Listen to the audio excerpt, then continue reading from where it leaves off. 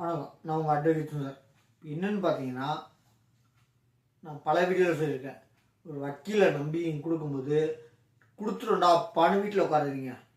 Okay, அவங்க கேஸை பார்த்துக்குவாங்க, கேஸை நீங்கள் பார்த்துக்கோன்னு சொல்ல, எல்லாத்தையும் கேஸை அவங்களுக்கு கொடுத்துட்டு ஃபீஸும் கொடுத்துட்டு நீ எதுக்கா பார்த்துக்கணும்னு சொல்ல. எவ்வளோக்கு எவ்வளோ கேஸை அவங்களுக்கு நம்பி கொடுக்குறீங்க வக்கீல்கிட்ட. என்ன கேஸ் நம்பர், எந்த கோர்ட்டு, யார் போட்டிருக்கா, இல்லை நீங்கள் யார் மேலே போட்டிருக்கீங்க, என்ன ஆச்சு, வாய்தா டேட் என்னைக்கு, அடுத்த வாய்தா என்ன என்னைக்கு, இந்த வாய்தா டேட்டில் இன்றைக்கி என்ன நடந்துச்சு, அடுத்த வாய்தா டேட்டுக்கு என்ன நடக்கும் அப்படின்னு கேட்டு தெரிஞ்சுக்கோங்க. இன்னொன்று என்னென்னா, மேக்ஸிமம் என்னென்னா என்ன கேஸ் இருக்கோ அதை நீங்கள் கேஸுக்கோட ஃபைல் டீட்டெயில்ஸ் வாங்கிக்கோங்க. உங்கள் வக்கீல்கிட்ட சொல்லுங்கள். ஒரு சின்ன காசை செலவாகும், அது வக்கீல் ஃபீஸ் இல்லாமல் கொடுக்கலாம். பட் அவங்களுக்கு கையிலேருந்து செலவுனால ஃபீஸ் கேட்குறத கொடுங்க.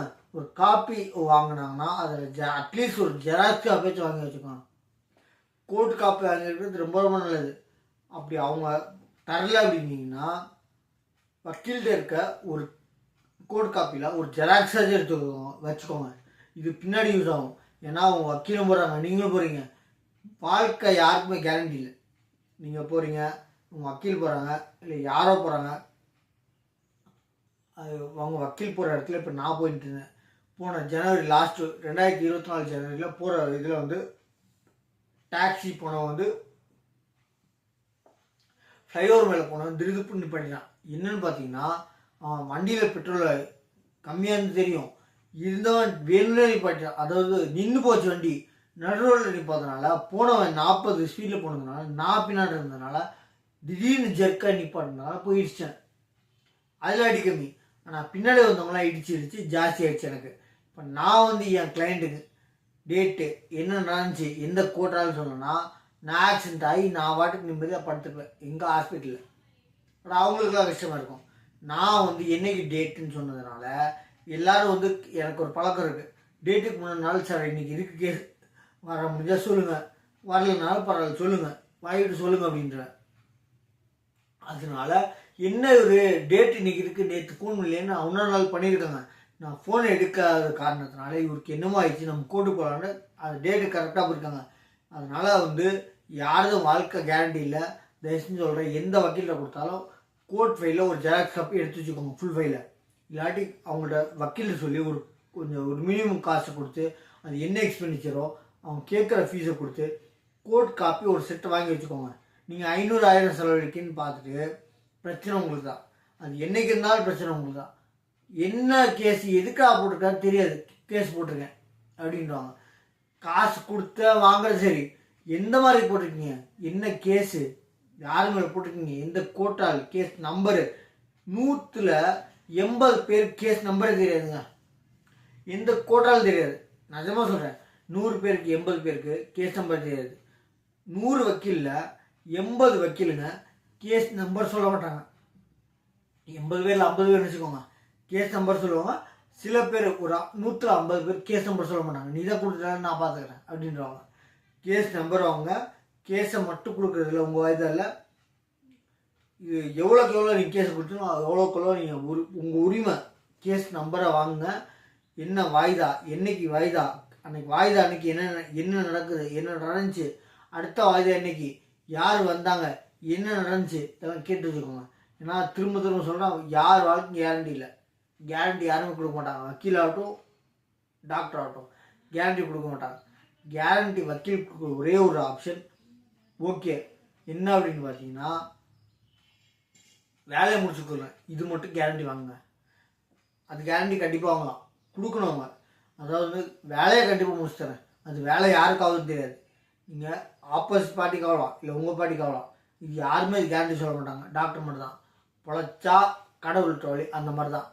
வேலை கண்டிப்பாக பார்க்கணும் சொல்லுங்கள், வேலை கண்டிப்பாக பார்க்கணும். கேரண்டி வேலை பார்க்குறதுக்கு மட்டும் தான். நான் உங்களுக்கு பண்ணுறேன் அவங்களுக்கு பண்ணுறேன் இல்லை, அது யாராலையும் கொடுக்க முடியாது. எந்த வக்கீலாக இருக்கட்டும், all over India top most leading அட்வொகேட்டாக இருக்கும், கேரண்டி கொடுக்க முடியாது. வேலைக்கு மட்டும்தான் கேரண்டி. அதனால் கேஸ் ஃபைலு ஒரு செட் ஜெராக்ஸ் எடுத்து வச்சுக்கோங்க. இந்த கோர்ட்டு நான் சொல்கிறவங்க இது வரைக்கும் நான் என்கிட்ட கேஸ் கொடுத்தவங்க தைரியமாக இருப்பாங்க. ஏன்னு பார்த்தீங்கன்னா, இன்றைக்கி வாய்தா, இன்றைக்கி இருந்துச்சுன்னா நேற்று சொல்லிடுறேன் சார் நாளைக்கு இருக்குன்னு. நிறைய பேர் சொல்லியிருக்காங்க சார், நானும் எத்தனையோ கேஸ் கொடுத்துருக்கேன் சார், ஒரு 4 கேஸ் போட்டிருக்கேன், ஒரு வேறு வக்கீலில் கொடுத்துருக்கேன், எனக்கு தெரிஞ்ச டேட் ஞாபகம் இதே நினப்பாக இருக்க முடியாது சார், ஞாபகப்படுத்த மாட்டாங்க. வக்கீல் சொல்லுவாங்க, கேஸ் போட்ட உனக்கே ஒரு ஒரு இம்பார்ட்டன்ஸ் இல்லைன்னா எனக்கு எது அப்படிமா, அதாவது கேஸ் போட்ட உனக்கே உரிமை இல்லைன்னா, அதை கேட்கணுன்ற ஒரு அறிவு இல்லைன்னா எனக்கு எதுக்கு அப்படிம்பாங்க. தயவுசெய்து சொல்கிறேன், கேஸ் போட்டிங்கன்னா என்றைக்கு வாய்தா, அடுத்த வாய்தா என்றைக்குன்னு கேட்டு வச்சுக்கோங்க. அதே மாதிரி அடுத்த வாய்தா எழுதி வச்சுக்கோங்க டைரியில். அந்த வாய்தாக்கு முன்னாடி நாள் டேட்டே சார் வரணுமா என்ன எதுன்னு ஒரு அட்வொகேட்டுக்கு ஒரு கிளாரிட்டி கொடுங்க. அப்போ தான் அவங்க ரெடி ஆவாங்க. எல்லா ட்ரைக்கிட்டும் ஒரு கேஸ் மட்டும் வச்சுட்டு இல்லைங்க, உங்கள் கேஸ் மட்டுமே பார்க்குறதுக்கு இல்லை. ஏன்னா நான் எனக்கு பழக்கப்படுத்திருக்கேன். ஒவ்வொரு டாக்டர் 5 பேரும் ஒரே மாதிரி இல்லை, ஒரு வக்கீலும் ஒவ்வொரு மாதிரி. நான் முன்னாடி நாள் சில பேர் இருக்காங்க எனக்கு தெரிஞ்சவங்க, அவங்க அந்த மாதம் ஸ்டார்டிங்கில் எல்லோரும் ஃபோன் பண்ணி சொல்லிடுவாங்க. நான் ஒரு வாரம் முன்னாடி ஒரு வாட்டி ஃபோன் பண்ணேன், வாய்தாக்கு முன்னாடி நாள். திங்கக்கிழமெலாம் வெள்ளிக்கிழமை பண்ணுவேன், சனிக்கிழமை பண்ணுவேன், ஞாயிற்றுக்கிழமை டிஸ்டர்ப் பண்ண மாட்டேன். அப்போ சனிக்கிழமை பண்ணி சார் திங்கக்கிழமை கேஸ் இருக்குது நான் பார்த்துக்கிறேன், வர்றதுன்னா வாங்க. யாரும் வர வேணும்னு சொல்லுவேன், வரமாட்டேன்னு வர வேணாம்னு சொல்ல மாட்டேன். கண்டிப்பாக யாரும் கேஸுக்கு வர வேணாம்னு சொல்லவே மாட்டேன். சார் உங்கள் கேஸு வந்தால் வாங்க, ஆனால் கண்டிப்பாக கோர்ட்டுக்கு வரணுன்றப்ப நான் சொல்லிடுவேன், சார் நீங்கள் வந்தே ஆகணும்னு. தேவையில்லாம் வாங்க, ஏன்னா வாய்தா ஆஃபீஸ் வாங்குறதில்ல, நீங்கள் வந்தால் தான் எனக்கு வாய்தா ஆஃபீஸ்ன்னு கேட்க மாட்டேன். அதனால் ஒரே ஒரு காரணம், சார் வரணுமா கோர்ட் கண்டிப்பாக நீங்கள் வந்தே ஆகணும்னா நான் சொல்லிடுறேன், சார் நீங்கள் வந்தே ஆகணும், உங்களால் தான் கோர்ட்டுக்கு அதாவது கேஸில் முன்னாடி போக முடியும், வந்தே ஆகணும் அப்படின்ற. அதனால் நீங்கள் வேணுமா எல்லாரும் எல்லா நாளும் தேவை கண்டிப்பாக தேவையில்லை. படத்தில் பார்க்குறது 2 வாய்தா 2 ஆளுங்க ஒரே நாளில் விசாரித்து, இதெல்லாம் சும்மா படம் தான். தயவுசெய்து சொல்கிறேன், ஏன்னா ஃபஸ்ட் யார் கேஸ் போட்டாங்களோ அவங்க மேலே விசாரிக்கிறது, அப்புறம் யார் மேலே கேஸ் போட்டாங்களோ அவங்கள விசாரிக்கிறது, அப்புறம் தான் வக்கீல் கேஸ் போட்டவங்களுக்கான வக்கீல் அவங்க சைடு வாதத்தை வைக்கணும். அப்புறம் யார் மேலே கேஸ் போட்டாங்களோ அவங்க வாதத்தை வைக்கணும். இது மாதிரி பல நாள் போகும், பல வருஷம் போகும். தயவு செஞ்சு சொல்கிறேன், யாரையுமே போனீங்களா இல்லையா, ஏன்னா வக்கீல் ஒரு நாளைக்கு ஒரே கேஸ் மட்டும் பார்க்க முடியாதுங்க. அதனால நீங்கள் முன்னாடி நாள் என்னைக்கு வாய்தான் கேட்டுச்சுக்கோங்க. எந்த கோர்ட்டால் திருப்பி சொல்கிறேன், இந்த கோர்ட்டால் இந்த கேஸ் நம்பர். ஏன்னா நான் ஆக்சிடென்ட் ஆனப்போ, எனக்கு என் பர்சனல் விஷயத்தில் ஆக்சிடென்ட் ஆனப்போ எத்தனையோ பேர் பண்ணியிருக்காங்க, நான் தைரியமாக இருந்தாங்க. ஏன்னா என் வக்கீல் அடுத்த வாய்தா டேட்டு எந்த கோர்ட்டால் இது எல்லாருக்கும் நான் தெரியும். அப்போ இவர் ஃபோன் எடுக்கலன்னா இவருக்கு என்னமோ ஆயிருக்குன்னு சொல்லிட்டு டைரெக்டாக கோர்ட்டு போயிட்டு டைரெக்டாக என் ஆஃபீஸ் பண்ணிட்டாங்க. ஆஃபீஸ் பூட்டின்றதுனால ஃபோன் திருப்பி பண்ணிட்டுருக்கிறதுனால என் வீட்டில் எடுத்து கண்டினியூஸாக எடுத்து இந்த மாதிரி ஆக்சிடென்ட் ஆகிடுச்சு. நான் உங்களுக்கு ஒரு அட்வொகேட் நம்பர் தரேன், அவர் கூட இருக்கிறத பாப்பான்னு சொல்லி வேணும்னா கூப்பிட்டுக்கோங்க அப்படின்னு சொல்லியிருக்கு. வேணும்னா கூப்பிட்டுக்கோங்க, நீங்கள் கோர்ட்டில் என்ன பண்ணுங்கள், அவர் எவ்வளோ சீக்கிரம் கோர்ட்லேருந்து வர்றாரோ இது ஹாஸ்பிட்டலேருந்து வர்றாரோ உங்களுக்கு ரெஸ்பான்ஸ் பண்ணுவார் அப்படின்னு சொல்லிட்டாங்க. அதனால் எந்த வக்கீல் நம்பர் கொடுத்தாலும் வேணும்னா கால் பண்ணிக்கோங்க அப்படின்னு இருக்காங்க எங்கள் வீட்டில். ஏன்னா நான் பார்த்த கேஸ் நான் பார்க்குற மாதிரி 5 பேரில் ஒரே மாதிரி இருக்காது. அதனால டாக்டரும் சரி வக்கீலும் சரி உண்மையை சொல்லுங்கள். நீங்கள் எப்படி உண்மையை சொல்கிறீங்களோ அதுக்கு தகுந்த மாதிரி கேஸை எடுத்துகிட்டு போகலாம். நீங்கள் வாடகை வக்கீல் தான் நம்ம பொய் சொன்னால் அதை ஒட்டி எடுத்து போகணுன்னா உங்களுக்கு தான் பிரச்சனை. உண்மையை சொல்லிக்கோங்க. கேஸ் நம்பர், கேஸா, எந்த கோர்ட்டு, எந்த ஊர், எந்த பில்டிங் அப்படின்னு கேட்டு தெரிஞ்சுக்கோங்க. அடுத்த வாய்தா அன்றைக்கி இது மட்டும் தெரிஞ்சுக்கோங்க. கோர்ட்டோட காப்பி ஒன்று எடுத்திங்கன்னா அது வாங்கி வச்சுக்கோங்க, ஒரு சில ஜெராக்ஸு. இல்லை கோர்ட் காப்பியில் அதில் ட்ரூ காப்பி சர்டிஃபிகேட் காப்பின்னு சொல்லுவாங்க, கோர்ட்டில் சீல் கொடுத்து கொடுப்பாங்க. சீல் குத்தி கொடுக்குற காப்பி ஒன்று இருந்துச்சுன்னா உங்களுக்கு ரொம்ப ரொம்ப பெஸ்ட்டு. இல்லை அப்படின்னீங்கன்னா அவங்க அட்வொகேட் கிட்ட சொல்லி அவங்க ஃபைல்லேருந்து ஒரு செட் ஜெராக்ஸு வாங்கி வச்சுக்கோங்க, ரொம்ப நல்லது. இது வந்துச்சுன்னா ரொம்ப நீங்கள் என்ன இருந்தாலும் யார் கேட்டாலும் வெளிப்படையாக சொல்லலாம், இந்த அருக்கு ஃபைலு நான் இதாக இருந்தாலும் பார்த்து தெரிஞ்சுக்கோன்னு. இதான் வக்கீல் பார்த்துக்கோன்னா பிரச்சனை உங்களுக்கு தான். தேங்க்யூ.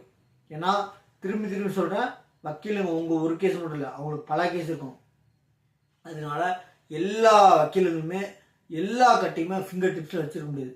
அவங்களுக்கு அன்றைக்கி போனாலும் அவங்க அன்றைக்கி அந்த கட்டை பார்த்து கொஞ்சம் நேரமாச்சும் வேணும், அது என்ன ஏதுன்னு தெரியும், படிச்சிருப்பாங்க, பார்த்துருப்பாங்க.